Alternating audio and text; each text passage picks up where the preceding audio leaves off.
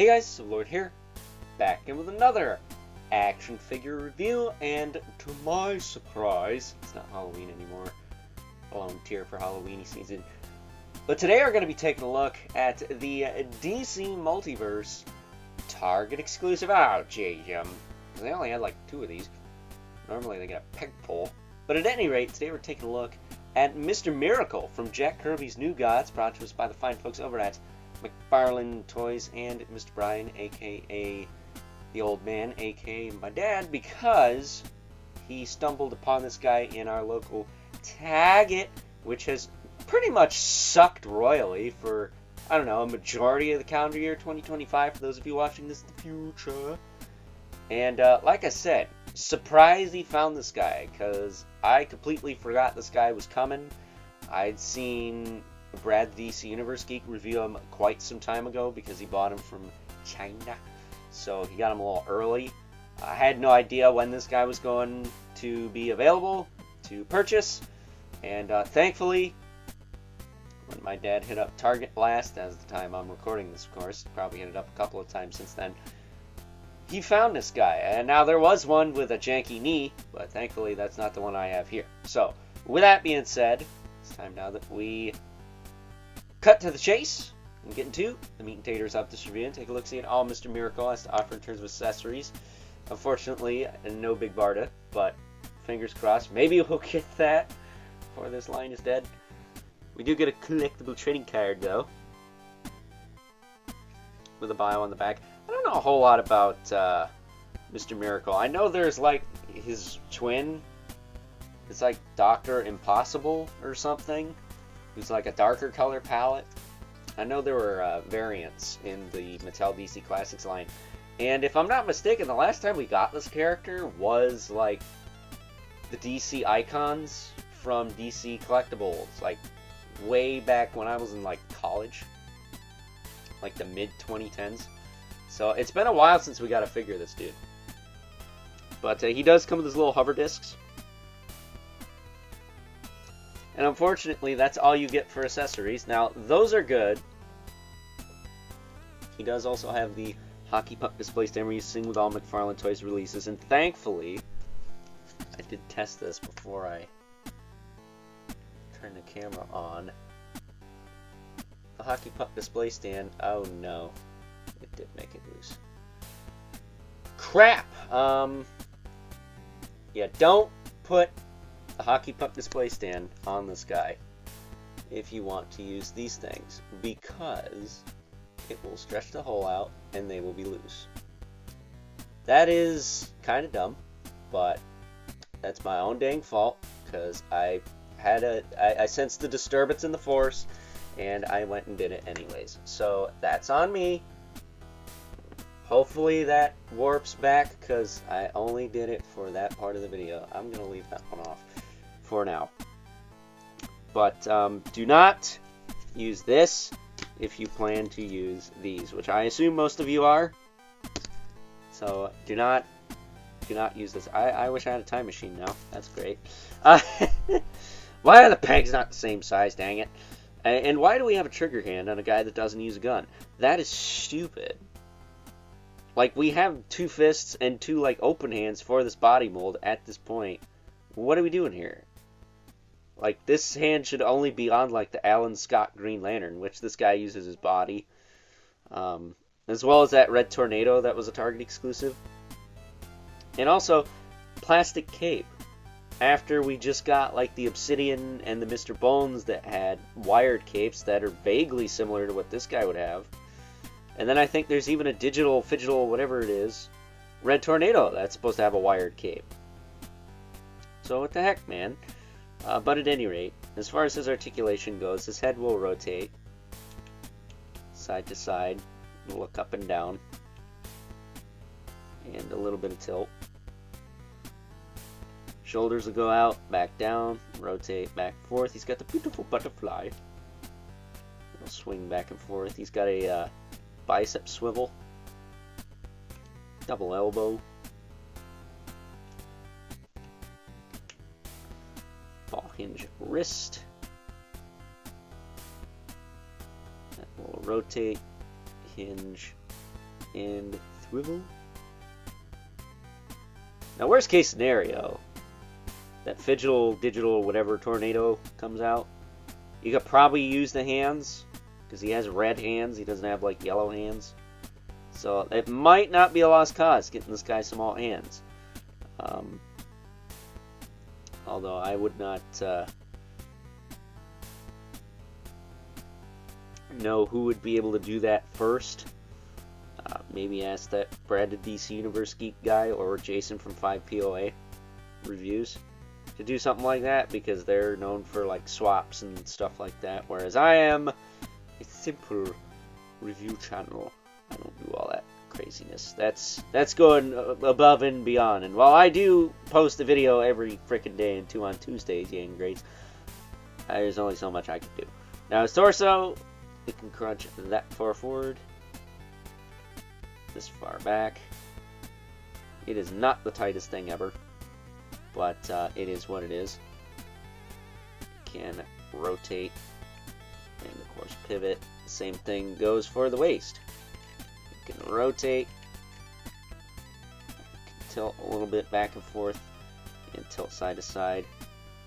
I will say once again, this is not the tightest torso ever. I wish it was a little tighter than it is. It is very kind of loosey-goosey. I might have to tweak that. I already kind of did though, but it doesn't really seem to be holding like it should. But whatever, I suppose. Oh, there we go. Now it's not so loosey-goosey, but it is what it is. My hot girl's torso was a little loosey-goosey, and I accepted that because, well, that figure's not easy to find. But this guy, that is what it is. As for the hips, they will kick out, back down, forward and back. No real thigh cut. I mean, it kinda maybe moves a little bit, but I'm not gonna force it. Double knee works okay. And of course, he has ball hinge ankles that will rotate. They kind of click. Rotate, hinge, and pivot. And then he has a toe joint that is tight on both sides. Now, why don't we test that little peg hole in his foot and see if that's reverted back to its normal state. And thankfully, it has. Thankfully, that's not loose anymore. So, like I said, if you're going to use these hover platform thingies, do not use the stand. Just don't do it. Don't do it, brah. You're going to loosen that up. And, well, then you're going to be screwed. Unless you glue it in, I guess. But I don't do that. It's easier to start this guy without big freaking metal circles on his feet. Yeah, we're going to have to do something about that torso. Gee whiz. I like that I moved it just for the video, and now it's all like... So, yeah, I'll have to monkey with that later. But at any rate, that is Mr. Miracle in a nutshell. He is cool. I like him, but not perfect. I think the wired cape would have helped, especially with that loosish torso on mine. And then the diaper is a little weird on this side. You can see it's kind of like up a bit, not over his leg. I did heat that and like pull it over as much as I could, but it just feels like it's not long enough, which is something my Alan Scott Green Lantern had going on as well. Red Tornado, not so much. He was fine, but this guy, the first Alan Scott, the Amazon exclusive Alan Scott, I didn't have that problem with. I think that's everyone that uses this body. We'll see how that Fidgetal Digital, whatever it is, Red Tornado turns out. Hopefully that one's a little better. But I will say his belt is also a new piece. That's a different, you haven't seen that before. Other than that, I think everything else we've seen before. Nothing too crazy, but it's a Jack Kirby character, so I had to pick it up. So with that being said, it's time now that we move right along and take a look at some size comparisons. First up, here's good old Mr. Miracle alongside the only other Jack Kirby New Gods characters we have: Metron, Not with his Mobius chair currently, because he wouldn't fit on screen sitting in that thing, but I will tell you a bit of an update from my Metron review. A good old Big and Bad Toy Store hooked up the store credit, so I was able to replace him. This is not the replacement. This is still the same old Metron because, well, you know, recording in advance and all. But rest assured, I got that taken care of with the lickety-split. That said, we also have another Target exclusive new god in Orion with his... Oh my gosh, I just had the name of that apparatus he's using, but it just slipped my mind. It's not like the Cosmic Harness. I forget what that thing's called, but if you're wondering why it looks like he's popping a squat, it's because he was one of the figures hanging on the wall, so that's why he's doing that. But I figured Orion popping a squat is better than no Orion at all. And just to prove to you that he was hanging on the wall, there's the wire that was holding him up. But as you can see, Mr. Miracle is rather tall compared to these two, even compared to the likes of Metron, who is fully straightened out here. Actually, they're close to the same height. Metron and Orion, I believe, are on the same body. It's like the Speeding Bullets or that electric red and blue Superman body. So they're a little bit buffer. And then Mr. Miracle is on the same body as Alan Scott Green Lantern and the Red Tornado that was also a Target exclusive. A lot of Target exclusives in this line, man. A lot. But getting these two out of the way, so we can make way for our two regulars. We have the Mythic Legion's Brother Mandibilith right here. And the infamous MK11 Spawn. MK. Gotta do the Mr. Mackey voice right when you do that. And, of course, well, they're about neck and neck. Let's be fair here. So, with that being said, it's time now that we wrap things up with some final thoughts.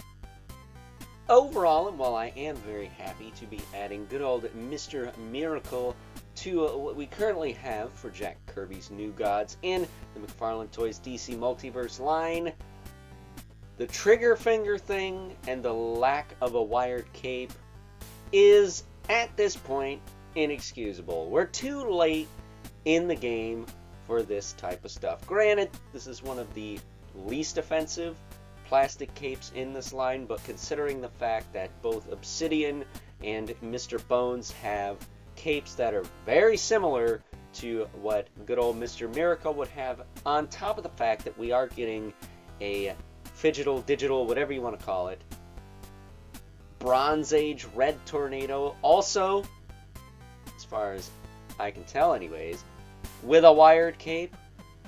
Why does this guy not have a wired cape? Justice Lord Batman got a freaking wired cape, for crying out loud. But then again, our man didn't. So this line, this year, has been very 50-50, topsy-turvy, and everything in between. And it just don't make sense to this guy. So with that being said, hope you guys enjoyed this review. Until next time, I'll catch you guys later.